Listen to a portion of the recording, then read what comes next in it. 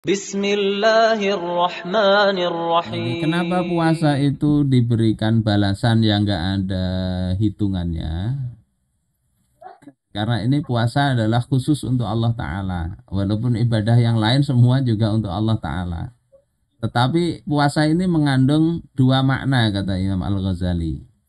Pertama adalah anna sauma kafun wa tarkun wa huwa fi nafsihi sirrun laisa fihi amalun yushahad. Alasan pertama kenapa puasa itu begitu adalah karena puasa itu menahan diri dan meninggalkan sesuatu.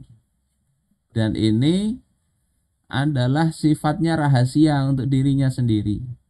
Tidak ada amal yang bisa disaksikan. Puasa itu. Jadi kita tahu orang ini puasa atau tidak nggak kelihatan kan?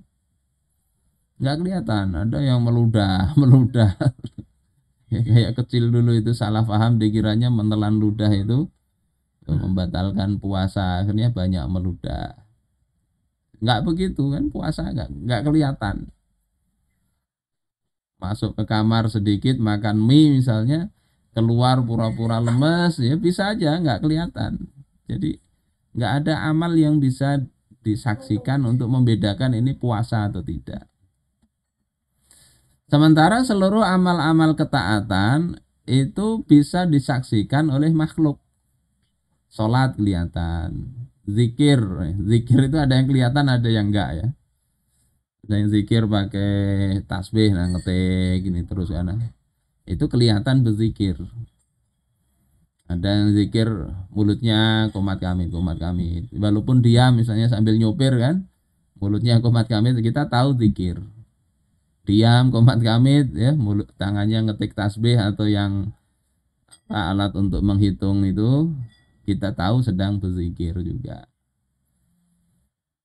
Kecuali sekarang ada masker ya. Masker itu bisa jadikan zikir kita nggak kelihatan. Komat kamit tapi di dalam masker. Dikira sedang makan permen. Nah puasa itu nggak ada begitu, nggak ada yang nampak di situ. Amal yang lain itu kemungkinan besar nampak. Wasaumu la yarahu ilallah azza wa jal. Puasa nggak ada yang tahu kecuali Allah azza wa jalla. Maka dia adalah amal di dalam batin yang ada kesabaran. Itu saja. Jadi Allah yang ngasih. Yang kedua, annahu qahrun li'atuwillahi azza wa jalla. Puasa itu adalah untuk mengalahkan musuh Allah azza wa jalla. Fa inna wasilata syaitan la'anahullahu asyahawat. Karena sesungguhnya wasilah atau sarana setan laknatullah untuk menguasai manusia itu kan adalah syahwat. Jadi setan jangan senantiasa menyalahin setan. Ini kadang syahwatnya yang muncul. Walaupun sudah puasa tadi, setan sudah dibelenggu, kok bisa masih ada perbuatan maksiat? Ya ada syahwatnya sendiri, jangan nyalahin setan kalau itu. Dan sesungguhnya syahwat itu menjadi lebih kuat dengan makan dan minum. Oleh sebab itu Rasulullah katakan inna syaitan la yajri min ni adam majrad dam. Sesungguhnya setan itu berjalan pada diri manusia itu pada perjalanan darah. Fadayyiqu majariyahu bilju. Maka sempitkan jalannya itu dengan lapar. Nah, hadis ini juga kalau sampai di sini saja, sampai majrad dam ini muttafaq alaih ya di sini. Ini di tahqiqnya Al-Iraqi. Muttafaq alaih artinya riwayat Bukhari dan Muslim sepakat. Setan itu menggoda masuk ke dalam diri manusia sesuai dalam pembuluh darah. Tapi yang tambahannya ini ya, itu yang nggak dapat ya.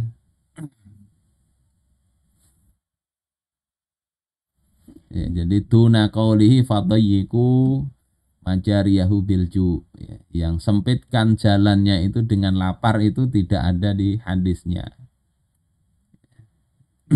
Nah, di kitab ini aslinya sendiri banyak penjelasan tentang ini tadi. Karena kalau lapar itu, ini jangan kita pahami secara medis ya. Pembuluh darah itu tempat jalannya setan. Kalau secara medis agar sempit jalan darahnya, banyak aja makan makanan berkolesterol, berlemak tinggi jadi sempit pembuluh darahnya. Enggak begitu ya. Orang puasa itu bisa aliran darahnya bisa tambah bagus ya. Kolesterolnya yang di pembuluhnya bisa berkurang dan sebagainya. Jadi ini bukan level bicara medis, bukan. Ya, maksudnya syahwat itu. Syahwat itu dengan puasa akan lemah dia. Kalau banyak makan, banyak minum, syahwatnya semakin kuat. Karena itulah maka Rasulullah berkata kepada Sayyidatina Aisyah, dawami qar'iba bil jannah.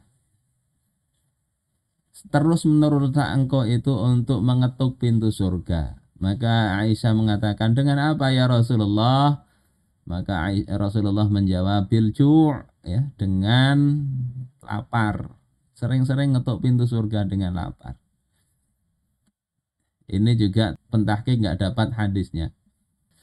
Falamma kana as-shaum 'alal khusus yaqum 'ali syaitan wa saddan limasalikihi wa tadyiqan limajarihi istahaqqat takhsis binisbati ila Allah azza wa jal. Karena puasa itu secara khusus itu dia mencegah setan tadi, menyempitkan jalannya, maka ya berhak juga secara khusus kalau terkait dengan Allah Ta'ala, ya, dia itu ketika melawan musuhnya Allah Ta'ala itu, maka dia juga punya posisi sebagai penolong Allah. Makna menolong Allah itu kan, kata Imam Ar-Razi ada beberapa makna. Salah satunya menolong secara hakiki. Menolong secara hakiki itu artinya musuh Allah itu kita jadikan musuh. Setan itu kita jadikan sebagai musuh kita. Inna syaitana lakum aduwwun fattakhidhuhu aduwwa.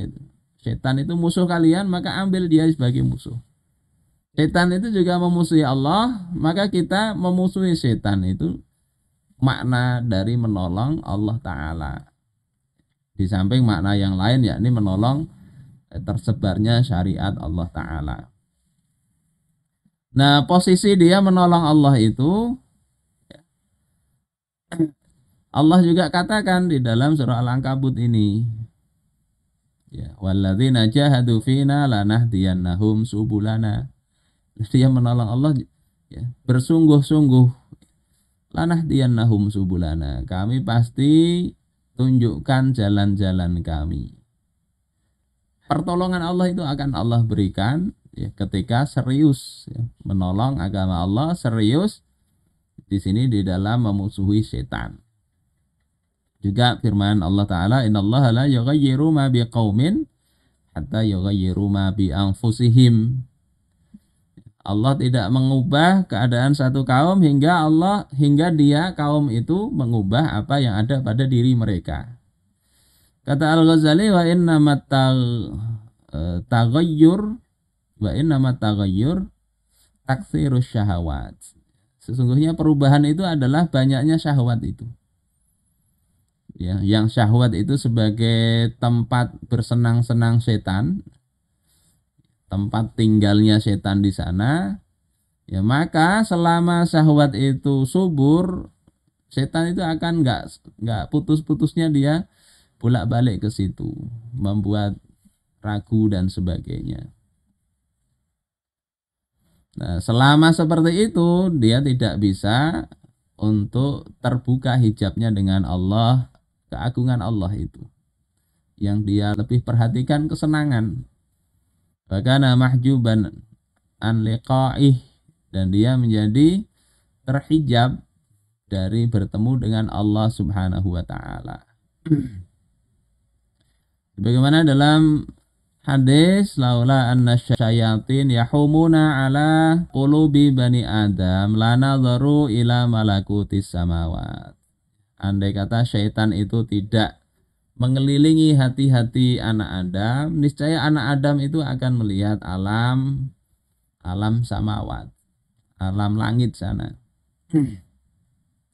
Ini hadis ini juga ghairu maujud fil kutubis sittah. Tetapi ada di dalam Musnad ya Ahmad bin Hambal dari Abu Hurairah hadis ini ya. Artinya karena syahwat itu yang tadi ada pertanyaan, syahwat itu apa? Ya, syahwat itu ya tadi dorongan nafsu tadi. Kalau di dalam penjelasan Syekh Taki itu kan manusia itu ada dua potensi. Pertama potensi kehidupan, yang kedua ada naluri. Di samping potensi berpikir. Nah, keinginan untuk memenuhi kebutuhan baik jasmani dan naluri itu kan ada kalanya sekedar keinginan tidak dikaitkan dengan wahyu atau syariat Allah Subhanahu wa taala. Ya, itu dorongan itu yakni syahwat itu ya Allah yang bikin. Nah, setan itu bermainnya di situ. Ya Allah katakan dalam Al-Quran, zuyyina linnasi hubbus syahawati minan nisa wal banin wal qanatiril muqantarah minadh dhahabi wal fiddah ila akhiril ayah. Jadi prinsipnya syahwat itu adalah apa yang Allah jadikan indah-indah dalam pandangan manusia, baik itu perempuan, baik itu terkait dengan harta, anak-anak dan sebagainya. Itu sebetulnya tidak dilarang di dalam Islam, tidak. Tapi setan sering bermain di situ. Di sini dikatakan tempat main-mainnya setan di situ. Sehingga memang perlu diselaraskan dengan apa yang dibawa Rasulullah Sallallahu Alaihi Wasallam. Nah, yang terlarang itu kan mengikuti syahwat tanpa dalam garisan hukum-hukum syariat. Adapun menunaikan syahwat tetapi masih dalam koridor syariat itu dapat pahala, justru begitu. Pernah kita bahas di dalam kitab Hadis Arba'in yang para sahabat bertanya ketika Rasul katakan wa fi bud'i ahadikum shadaqah, ya, di dalam kemaluan kalian itu ada shadaqah. Maka sahabat bertanya, apakah kami kalau menuntaskan syahwatnya kepada istri itu sedekah, ada pahalanya? Maka Rasul katakan, bertanya balik, ya, kalau dituntaskan di tempat yang tidak halal, bukankah ada dosanya? Sahabat jawab, iya. Ya, begitu juga kalau dituntaskan di tempat yang benar. Jadi syahwat itu tidak, hukumnya netral sebetulnya, netral. Tinggal dituntaskan sesuai dengan koridor syariat atau tidak. Yang kedua, dorongannya bagi seorang muslim itu bukan sekedar dorongan syahwat, baik terhadap wanita, terhadap dunia, makan dan minum dan sebagainya. Hendaknya dorongan yang mendasari lebih tinggi dari itu. Itu yang, kalau sekedar kesenangan itu yang jadi tadi tempat setan bermain-main di situ.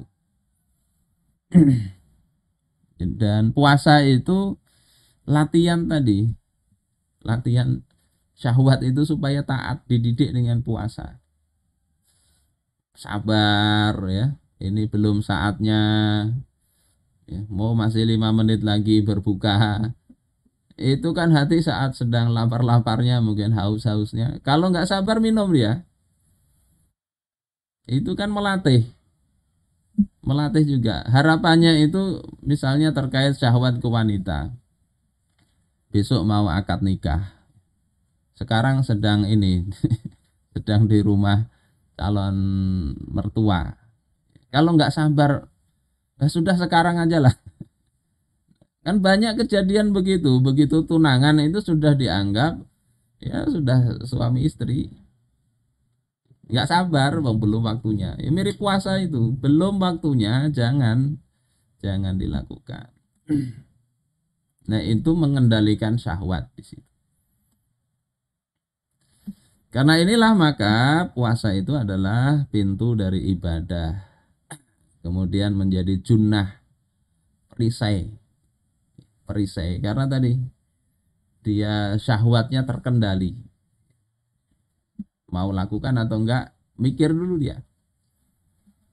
Sehingga sangat besar fadilahnya dan harus juga memenuhi nanti syarat-syarat yang zahir, kemudian yang batin, rukun-rukunnya, sunnah-sunnahnya, syarat-syarat yang batin juga, dan nanti akan dijelaskan beliau